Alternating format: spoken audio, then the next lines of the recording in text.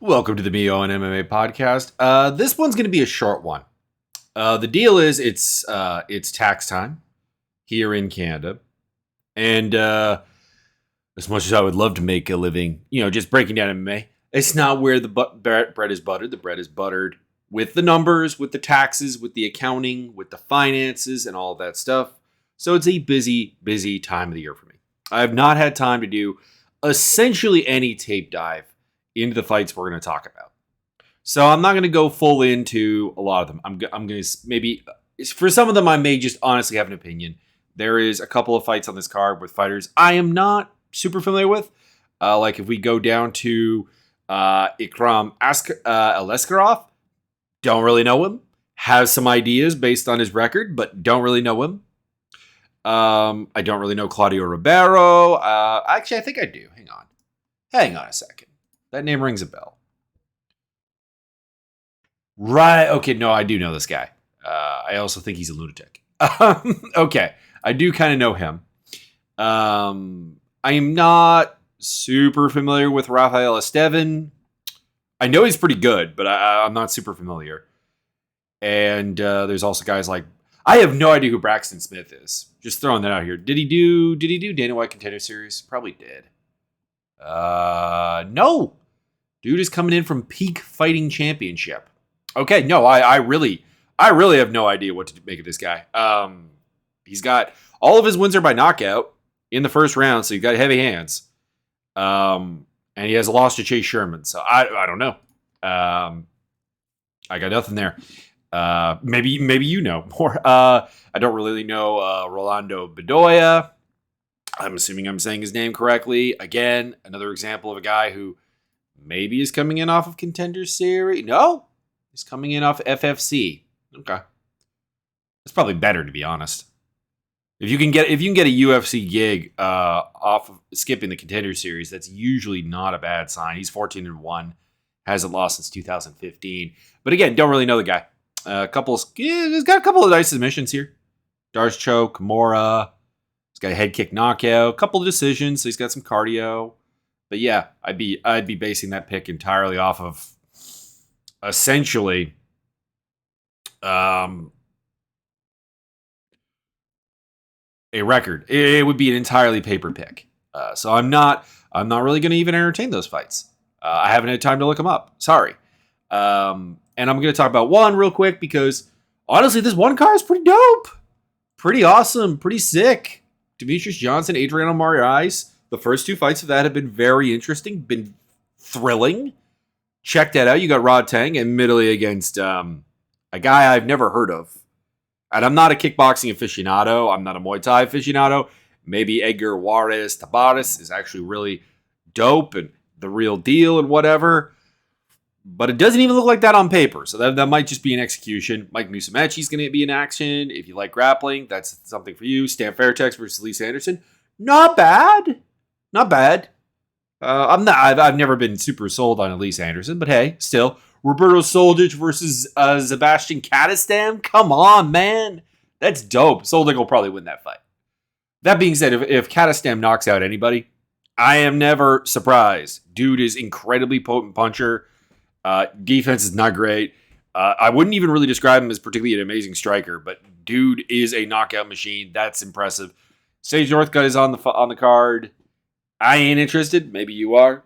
Ong Lasong is on the card. I'm interested, although wrong. Outside of the name Wrong Fan, because that is awesome. I'm not really exactly psyched for this guy. 6'1" at 205. He's lost to basically everyone that I recognize. Oh no, he beat Yuri Simões. Okay. There's something there. I'm not super familiar with the 110 a lot of the time. Because they slip my mind constantly. The infrequent cards makes it a little bit hard to keep it forefront. But yeah, I'm pretty sure I did see this guy fight Yuri Simões. But Yuri is also not really an MMA guy. He's just a grappling dude. Like, he's not one in MMA at all. So yeah. Anyways, I don't know. That could be fun. Reiner de Ritter versus Ty Rotolo in a grappling match. Cool. A lot of people are big on Lowen Tyanis, and Tyanis, and he's fighting Ray Yoon Ok, who I do think is a pretty good fighter. So you got that as well. And I mean, you got some Kazakh versus Australian action with Reese McLaren versus Kairat Akhmetov. So lots there. Honestly, top to bottom, that's a pretty damn solid card. I get that it's going up against a UFC pay-per-view this week, so it'll probably have problems. But hey, I have to say this. People always say this is like the accessibility of one is a problem. Guys, it's on Prime. I don't like one. I want to be clear on that. Chatri Sityodtong makes Dana White look slightly less scummy, honestly, when it comes down to it, because at least Dana White avoids saying that his company is lying about its finances constantly, because Chatri literally reads an article that says his company's losing money. He's like, wait, how do they get this information? Oh, wait, we filed our taxes in Singapore that said we lost a bunch of money. I have to spin this as a way that, no, we didn't lose a bunch of money. We're building for the future. That's still losing money.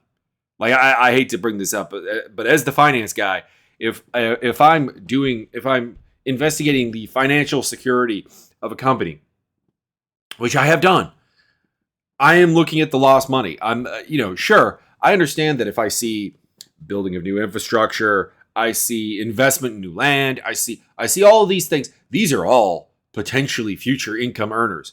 I grant you that. But they are losses right now. Unless I believe that, the reasons that you're investing in this are going to equal money. I'm not sure that's the case with one.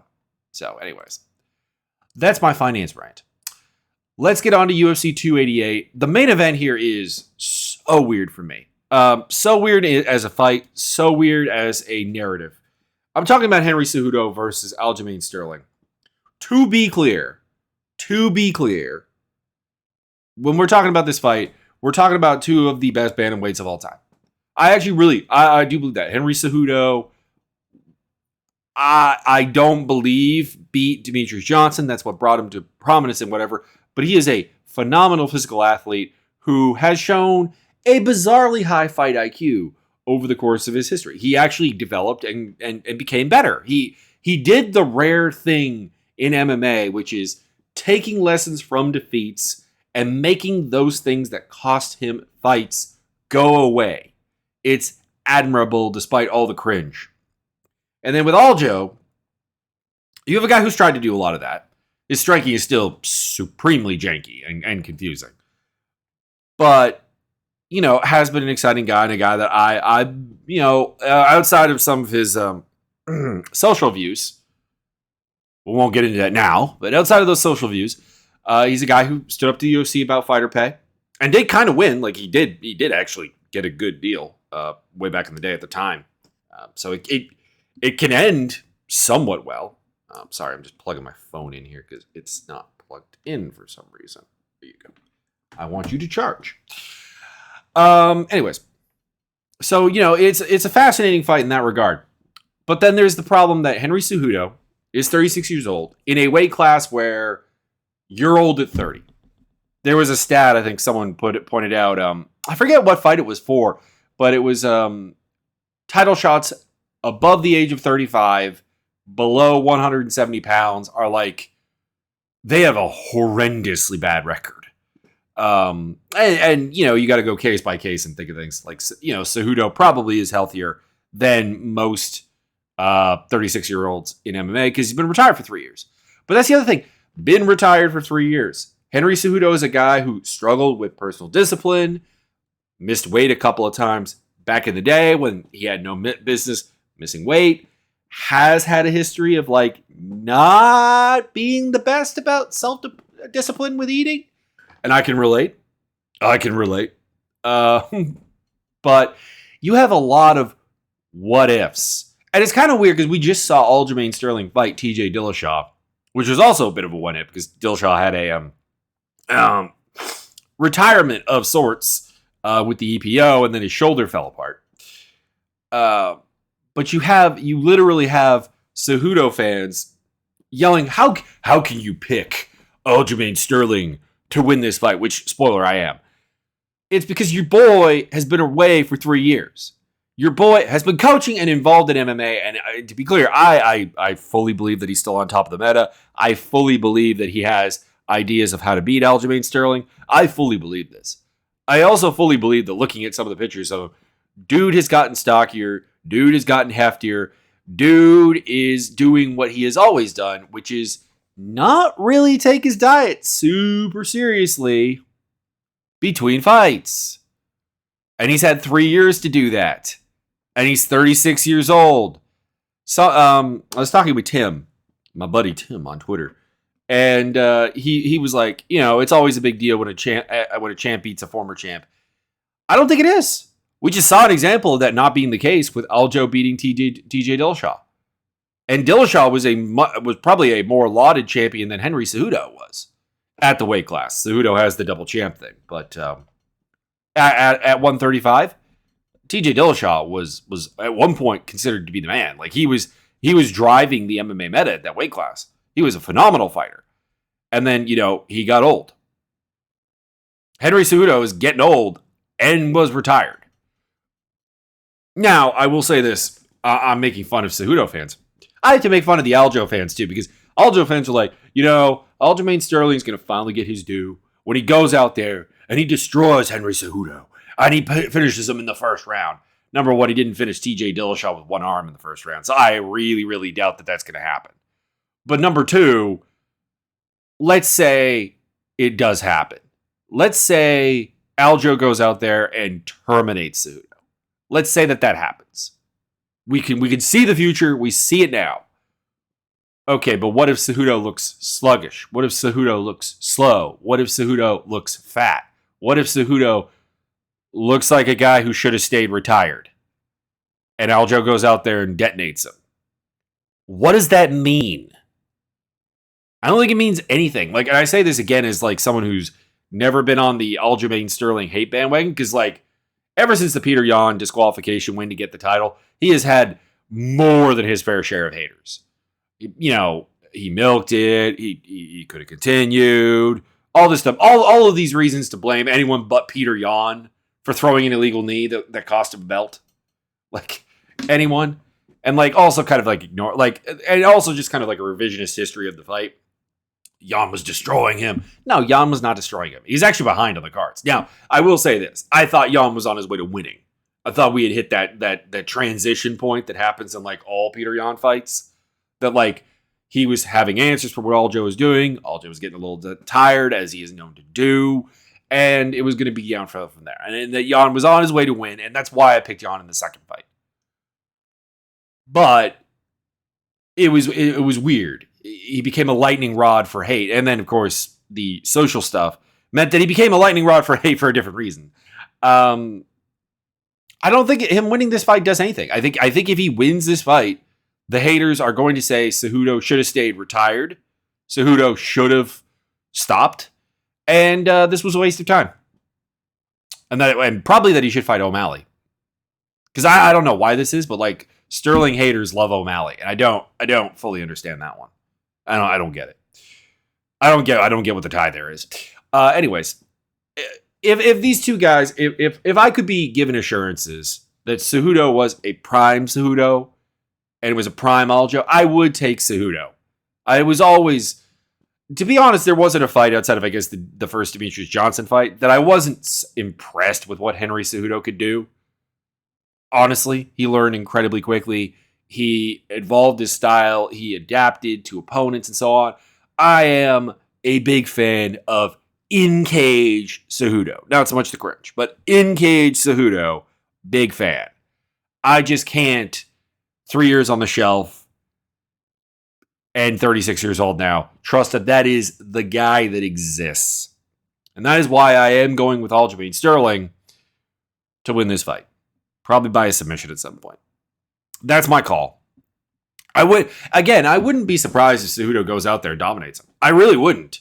In a way, I kind of hope that is, because if prime Henry Cejudo still exists and I get to enjoy prime Henry Cejudo in the cage, going out there destroying people, I am all for it. I find it fascinating. but I don't think that is what exactly exists. The rest of the main card is kind of weirdly uninteresting to me. Belal Muhammad versus Gilbert Burns. Don't get me wrong. I'm happy that Belal Muhammad's getting his title eliminator shot sort of deal. I'm happy for that. Dude has earned it so much. But I can't shake the feeling that he's just not physically up to competing with the absolute elites of the division. Now, granted, I said that about him in his fight with Sean Brady, that I thought that physically there would be some issues. And there wasn't. But Sean Brady is also not a particularly nuanced or deep fighter. Like, he is an all physical fighter. Gilbert Burns is an amazing grappler. He's a guy who I would not describe as an amazing striker in any way. Like, there are still some flaws in there, but like on the scale of BJJ guys who have learned to strike, Gilbert Burns ranks very high. He is very athletic. Belal, I've never thought really has. Like, you can go back to his debut with like Alan Jouban, who is dropped a pen, who is not a especially great fighter, and you see him get like 10-8 there, and he's a better fighter now. But like the physical limitations that were there then probably are really honestly still there. So I am going with Gilbert Burns. I'm going with him probably to win a decision because he's been willing to kind of ride out advantageous positions and not go nuts for submissions and whatever. And it's made him better, to be clear. But I do think he wins.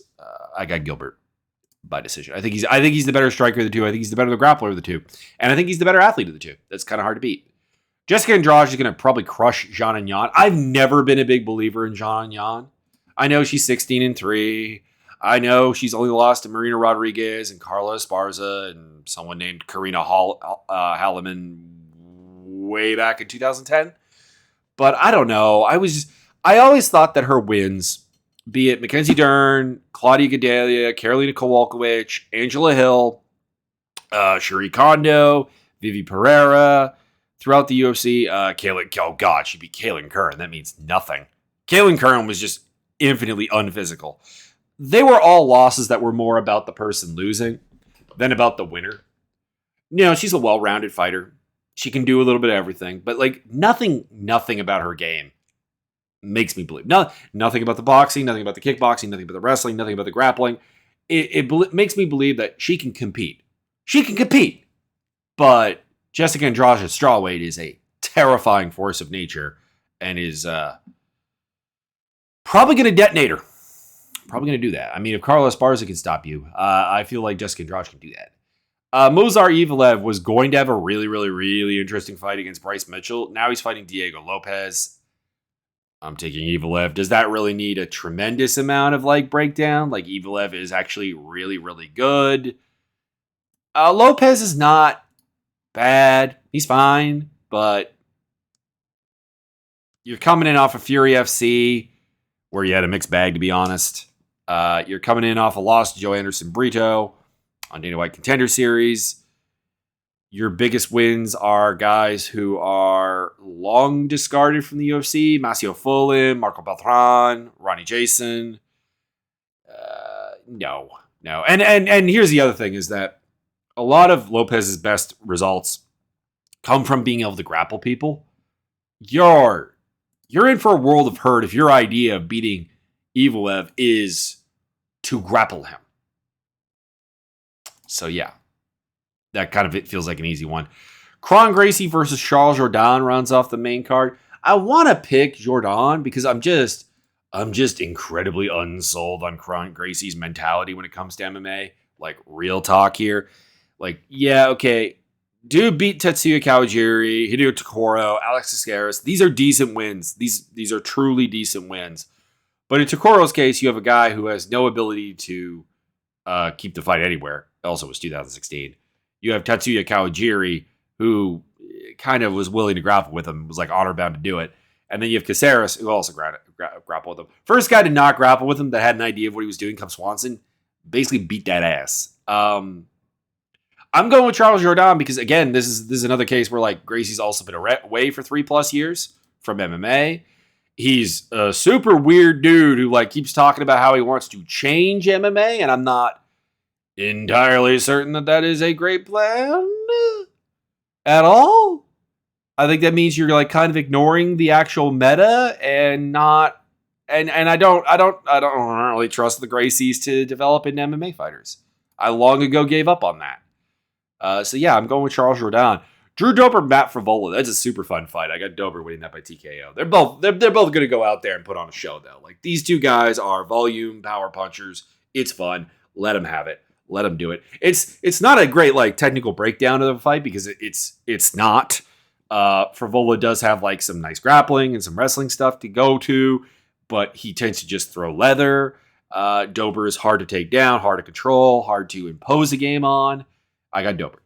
Devin Clark versus Kennedy Njoku. I've got Kennedy Njoku. Devin Clark is a good like test guy, whatever, if we're being honest.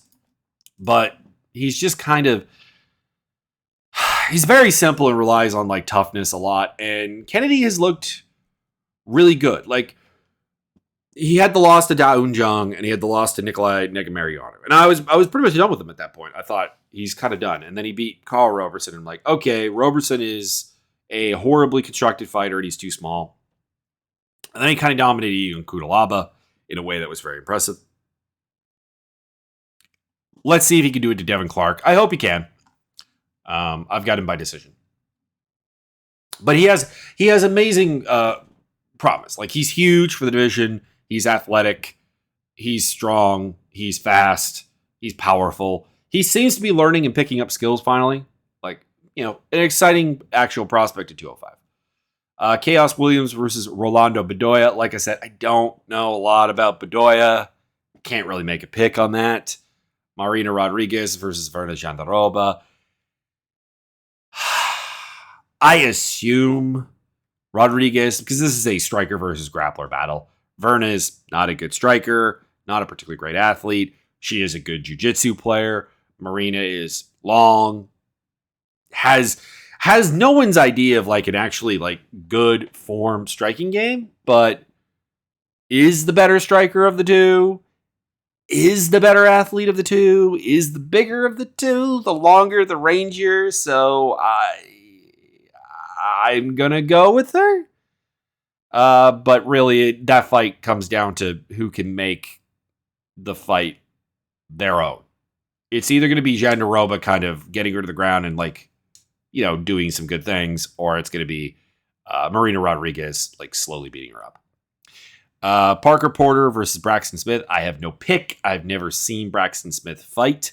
I will say that I kind of like Porter's chances because Smith appears to be like a first-round cannon and a guy who lost to Chase Sherman. Like I said, I also don't know Ikram Aleshkirov versus Phil Haas. I don't know. I know nothing about that fight. I have no faith in Phil Haas going forward, so take that for what you want. I don't know a lot about Rafael Estevan. I have seen him fight, but not a lot. I saw him on the Contender Series against João Elias, where he got the win there. I believe I saw him fight Felipe Esteves, and he looked pretty good in that fight as well. But I'm not familiar with the Shooto Brazil stuff. I don't really watch the Brazilian regional scene all that much. I am picking him to beat Jalga Zhumagulov for a couple reasons. I was never very big on Zhumagulov. Like I just thought that fundamentally there were some problems with his style. That it didn't suit the weight class. He had a style that felt like more like a featherweight fighting at flyweight. Like he's strong, he's powerful, he's got some good striking. He's a surprisingly decent wrestler, but like just too low a pace. Can fight it like his Charles Johnson fight was him like fighting at a higher pace, but like he also talked about retiring and then didn't do it. And I never trust the guys. Now, to be clear, he may have been trying to retire to go back to get the UFC to release him so he could just go back and fight regionally, kind of like Damir Ismagulov was trying to do. They're from the same country, obviously. And that's a common thing that, a lot of the guys around Russia, Kazakhstan, the stands in general are trying to do. And the UFC has caught on to that. But I don't know. Anytime you're talking about like being kind of done with the sport, it's a bad sign. So Rafael Estevan, standard Muay Thai Brazilian Jiu-Jitsu mix guy, good ground game, good power, knows what he's doing on the feet. I've got him winning this one. I am taking Claudio Ribeiro over Joseph Holmes because I will say this. I probably will never take Joseph Holmes in a fight. Dude is just not good. Like, he is a 6'4" middleweight, and there's some problems with that. He's got a decent back take game or whatever. But like, and he's got wins. He does have wins. He beat Jonathan Patti, who's okay.